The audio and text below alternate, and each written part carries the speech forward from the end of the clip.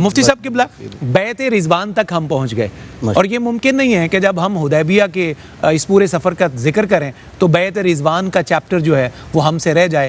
تو بیعت رضوان کیا ہے، اس کا پس منظر بہت حد تک شاہ صاحب نے بیان کر دیا. آپ یہاں سے مزید بات آگے بڑھا دیجئے تاکہ ہمارے لیے آسانی ہو. اللہم صلی علی محمد وعلی آلہ وصحبہ وسلم تسلیما.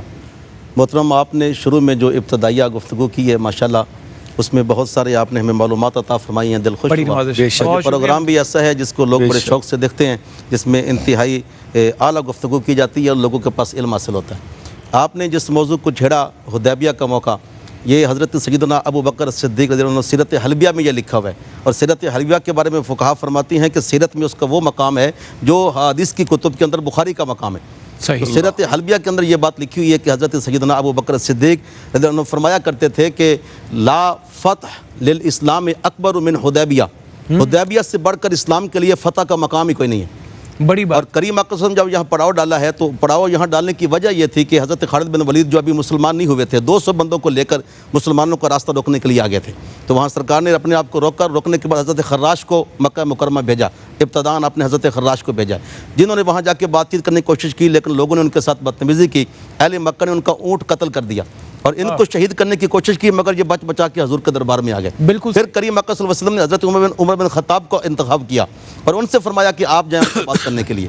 مگر آپ نے کہ وجہ بیان کی سیرت حلبیہ کے اندر لکھا ہوا ہے. آپ نے عرض کیا رسول اللہ، میرے مزاج میں چونکہ ایک تند و تیز مزاج ہے اور اس وقت مفاہمت کی ضرورت ہے اور مصالحت کی حاجت ہے، آپ اگر مہربانی فرمائیں تو میرے علاوہ کسی اور کا انتخاب کر دیں، میرا ایک مشورہ ہے. تو سرکار نے اس کو قبول کیا اور قرآن پاک میں آپ کو حکم بھی ہے کہ شاورہم بالمعروف، اپنے صحابہ سے مشاورت فرمائیے. تو حضرت عثمان غنی کا انتخاب کیا گیا.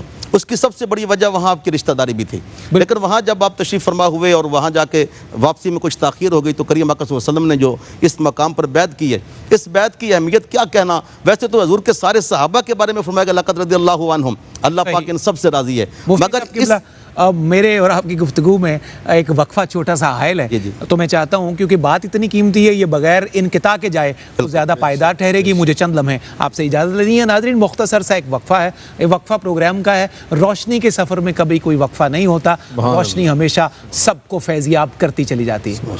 آپ کا خیر مقدم ہے پروگرام روشنی سب کے لیے. داتا کی نگری لاہور سے خوبصورت گفتگو سے آغاز فرمایا ڈاکٹر سید ضیاء اللہ شاہ صاحب بخاری صاحب نے، اور وقفے میں جانے سے پہلے مفتی خلیل احمد قادری صاحب سے ہم گفتگو کر رہے تھے.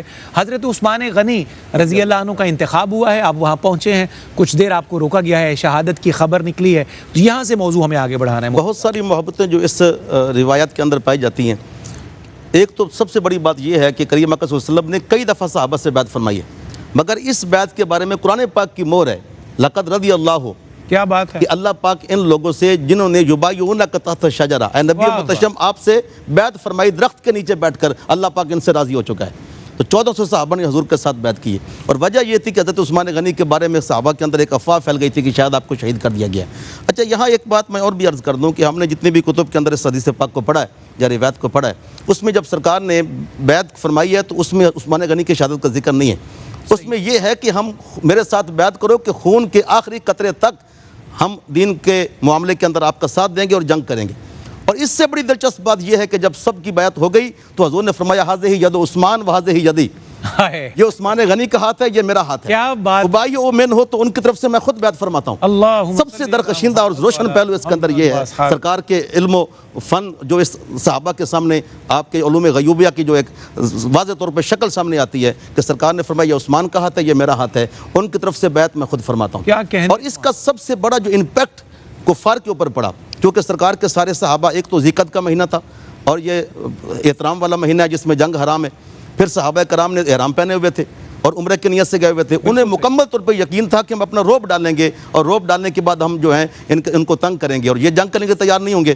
لیکن جب سرکار نے یہ بیعت فرمائی ہے تو فی الفور اس کا یہ اثر پڑا ہے کہ وہ آپ کے ساتھ حدیبیہ کے مقام پر صلح کرنے کے لیے تیار ہو گئے ہیں. بہت اچھا. پھر جا کر آپ کے ساتھ اس مقام پر صلح کی گئی ہے. بہترین آپ نے اس کو فرما دیا ہے مفتی صاحب. شاہ جی